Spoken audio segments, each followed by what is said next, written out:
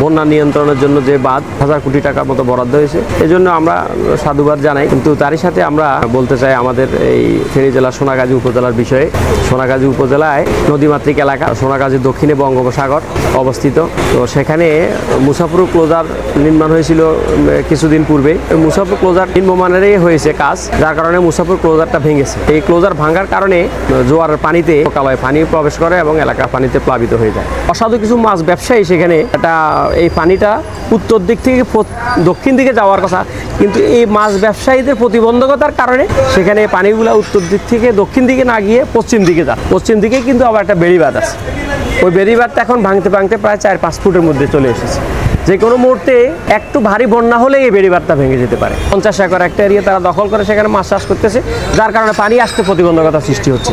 তো আমরা বলবো যে এই প্রতিবন্ধকতা কাটাতে হবে এবং এই বাঁকা নদীটা সোজা করতে হবে।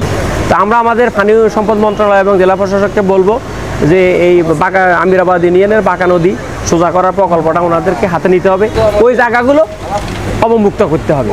সর্বোপরি সোনাগাজীকে আমাদের সোনাগাজীটা যে সম্ভাবনাময় একটা উপজেলা হবে, সেখানে ফেনীর সবচাইতে গুরুত্বপূর্ণ ইকোনমিক জোনে পরিণত হবে, অর্থনৈতিক অঞ্চলে পরিণত হবে।